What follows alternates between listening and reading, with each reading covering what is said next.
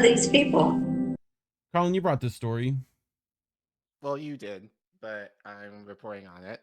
Yeah. So I'm going to talk about Daniel Hale a little bit. So as I said earlier, we give all the attention to Assange, and rightly so, but Daniel Hale is another whistleblower who was essentially jailed for his crimes. But as I said in doing the research, not much is shown about him, sadly. Yeah. The most recent stuff that I've seen of him 2 years was ago. within the last 2 years. Well, 2 years ago, and not much of anything since. From nobody we like So- anymore. So, you Right. know. So I think it is important to learn who he is Yep. and why he was jailed, for those, myself included, who weren't necessarily aware. So I pulled this clip. I believe this clip is from, let me just see. It is from People's Dispatch, I thought. People's Dispatch. Yeah, thank you. Yeah. So it's a short clip, about 4 minutes. So they kind of give an overview as far as Daniel Hale and his situation regarding why he was imprisoned. So just to give you guys a little bit of education on him, and then we'll talk more about his release after that. So go ahead. Over a 5-month period in 2012, US aerial strikes killed 155 people in Afghanistan. Of these, only 19 were intended targets. 136 were bystanders. They were labeled as enemies killed in action just because they were near the target. This means 90% of the victims of those drone strikes were not the intended targets. They were likely civilians. This information became public when Daniel Hale released 17 intelligence documents. 11 of those were marked secret and top secret. The documents also revealed that over 40% of the people labeled terror suspects by the US government had no clear affiliations with terror groups, and that the US government targeted US citizens as well in Afghanistan and other countries. Daniel Hale is a US Air Force veteran and former intelligence analyst. During his military service, he participated in the US drone program at Afghanistan's Bagram Air Base. In 2019, he was arrested and charged with the Espionage Act and theft of government property. In March this year, Hale pleaded guilty to one count of the Espionage Act, admitting that he leaked confidential documents in 2015. He has now been sentenced to 45 months in prison by a federal judge. At his sentencing, Hale said, "I'm here because I stole something that was never mine to take, precious human life. I couldn't keep living in a world in which people pretended that things weren't happening that were. Please, Your Honor, forgive me for taking papers instead of human lives." Hale is the first prominent whistleblower to be handed a jail sentence under the Espionage Act since President Joe Biden took office.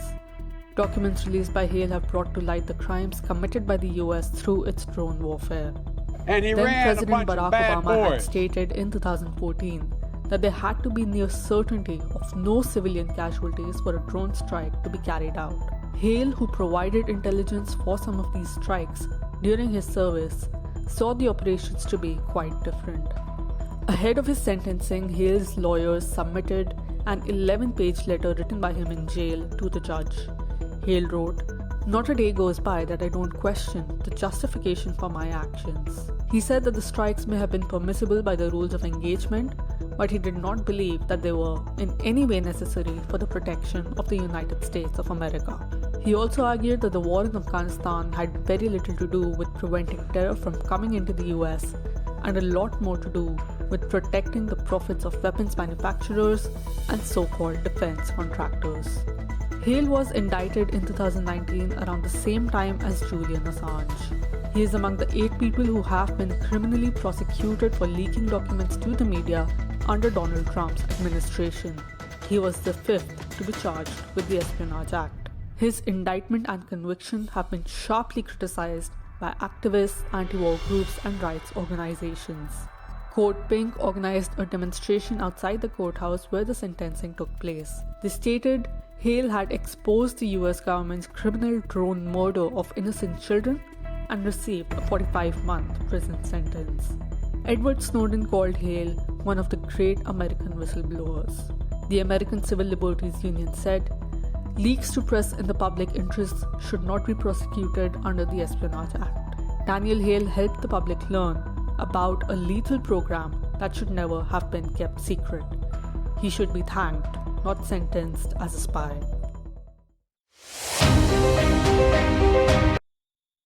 Okay. So basically Assange 2.0, but with a lighter sentence. Yeah. More or less. Yep. And Air Force, we recently had, Aaron Bushnell, right? Air Force. Right. So, and I know people were talking about last week when we covered him, and I saw in articles since the idea of he probably knew some shit. So imagine if he was alive, what he would have been able to kind of potentially reveal regarding the U.S. Air Force and the connections to what's happening in Gaza right now. Because I'm going to say allegedly, but Aaron apparently knew some stuff regarding how the U.S. has kind of infiltrated the tunnels that are within Gaza. So potentially, there was some information that he knew that now we don't not necessarily know now that he's dead, but yeah, so there's definitely that connection. Well, I have that as clip well for later, so whenever we're ready for that. Okay. But you brought this article by Gosztola. On the Dissenter. Yeah. Where it's titled "Drone Whistleblowers Subjected to Harsh Confinement Finally Released from Prison." Daniel Hale's case was part of a continuation of the U.S. government's war on whistleblowers under President Joe Biden. So,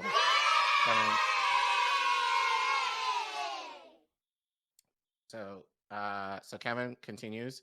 Drone whistleblower Daniel Hale was released from prison in February after spending 33 months in some of the harshest confinement conditions ever imposed on a person for disclosing classified information to the press. Though President Donald Trump's Justice Department indicted Hale, his case became the first major Espionage Act conviction secured by prosecutors under President Joe Biden. There you go. Okay. Both Biden and Hale kept classified information outside of a secure facility at their homes and offices. Both spoke to a reporter about the information. Both expressed concerns about official United States policy, with Biden objecting to the 2009 surge in Afghanistan and Hale objecting to the consequences of prolonging the war. Biden was left off the hook because he did not mean any harm, Hale wrote. In contrast, the government's pre-trial notions in my case argued that I not be allowed to present evidence of what it called my good motives.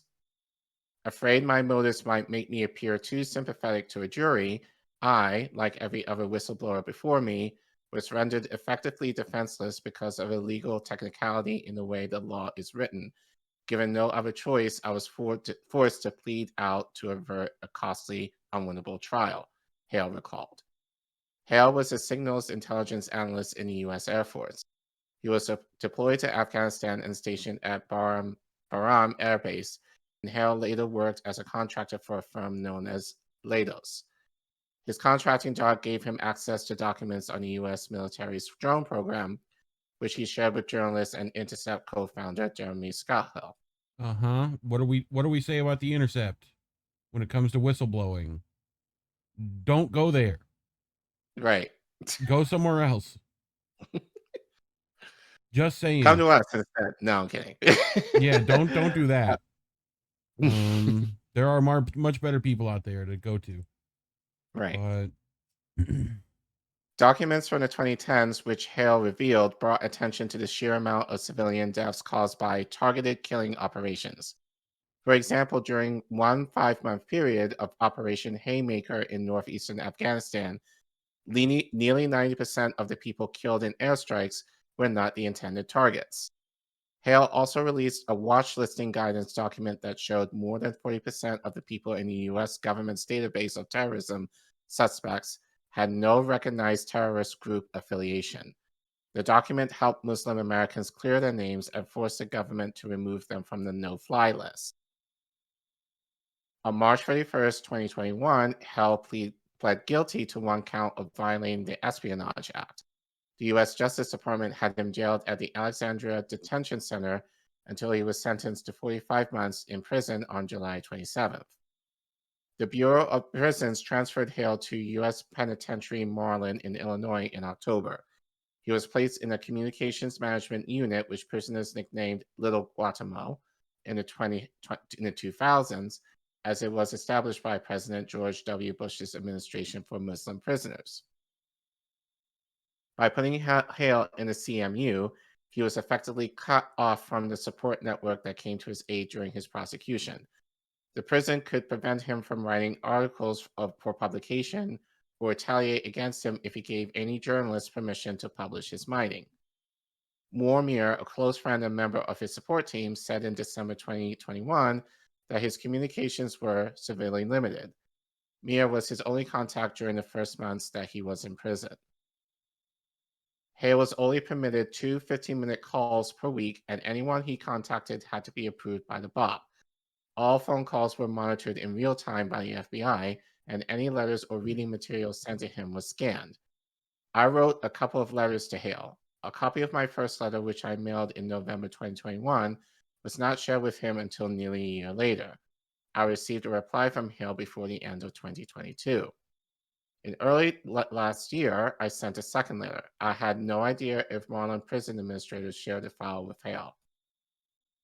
I frequently share articles with CIA whistleblower John Kirikow while he was incarcerated to help him maintain a connection to the outside world, and every so often I had an opportunity to forward some of my reporting on whistleblowers and the government's latest Espionage Act prosecutions to Hale.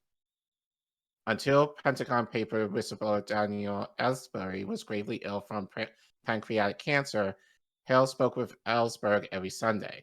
Ellsberg was a confidant, mentor, and moral compass on the darkest of days, according to Hale's support network. Sadly, Ellsbury died before Hale was released from prison. His incarceration made it impossible for Hale to join fellow whistleblowers in paying tribute to the godfather of whistleblowers when his family organized a memorial event. Since Hale was sentenced to prison, the Justice Department has intensified the government's ability to yield the Espionage Act to enforce secrecy. RS whistleblower Charles Littlejohn was severely punished for revealing Trump's tax returns to the New York Times. Joshua Schulte, who was found guilty of providing the Vault 7 materials to WikiLeaks, received a 33-year prison sentence for leaking that included a terrorism enhancement. The Justice Department had also ignored calls from lawmakers, journalists, and human rights advocates from around the world who have demanded that prosecutors end the government's dangerous case against WikiLeaks founder Julian Assange. On February 25th, Aaron Bushnell, a 25-year-old U.S. Air Force member, protested Israel's genocidal attack in Gaza and self-immolated in front of the Israeli embassy in Washington, D.C. Hale expressed his solidarity a day after Bushnell sacrificed himself. Both Aaron and I share a commonality that is more widely spread throughout the American military that the ruling class would only have you believe, Hale declared. The weight of guilt for the many crimes against humanity perpetuated by our own government hangs heavy over every veteran. Aaron succumbed to the most pervasive wound in the U.S. military, a mortal wound. Well, moral wound, sorry. Well, on that I urge note, each of you, hold on one second, go ahead. last slide. Yeah. I urge each of you to honor his memory by going and looking at his final moments uncensored, which we did last week. You can watch those clips and streams in our feed. Yep. Aaron wanted everyone to witness the horror of human beings consumed by flames, lest we continue to ignore the reality of what our bombs are doing to the bodies of Gazan children by the tens of thousands, Hale concluded. Yep.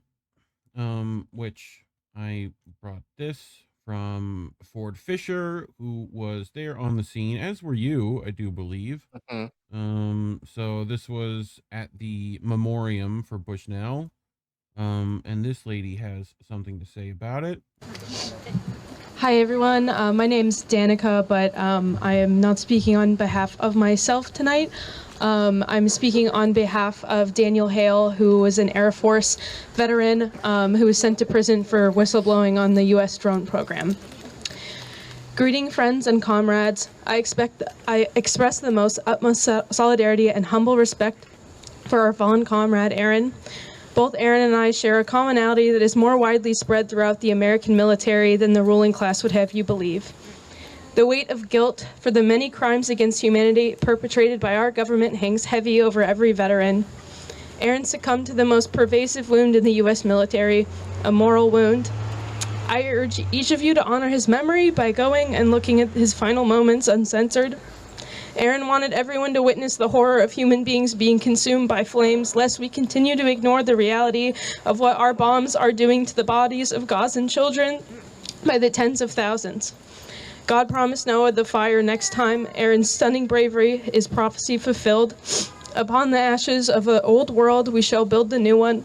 Until every prison, a library, until every sword, a plowshare, until Palestine is free. Rest in power to the martyrs of Gaza, and rest in power, Aaron Bushnell. Thank you.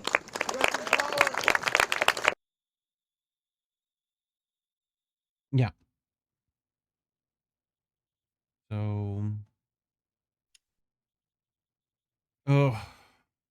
I mean, happily Hale's out. You know, Yeah. if So what do you Julian, think? So in your opinion, what do you think? What's next for him? well, I don't know if there is next necessarily. I mean, hopefully he's able to sustain himself. You know, that would be probably ideal.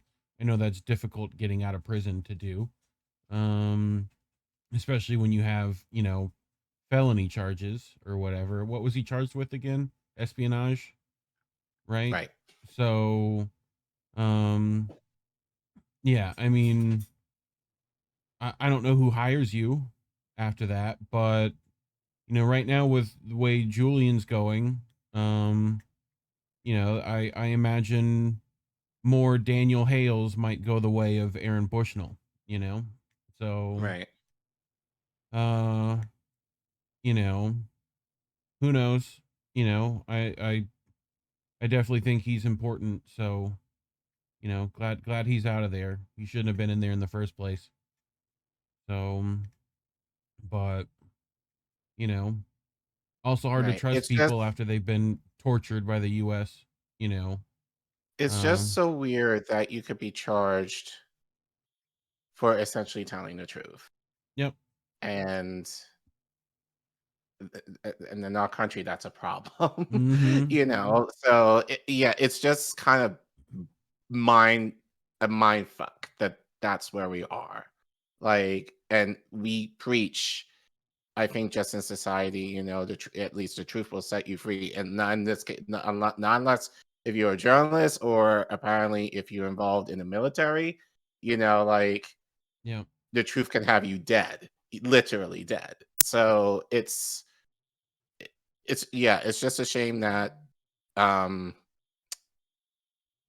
our society, especially given the powers that be that control us, do not honor that in terms of expressing truth in our society, and that people who are in the business of doing that are penalized heavily with their lives for it. That being said, though, yeah, I'm glad Hale is out. But it does give the implication about Assange, like what's going to happen to him, and Yep. anyone else who is willing to do something similar, in terms of both of these men.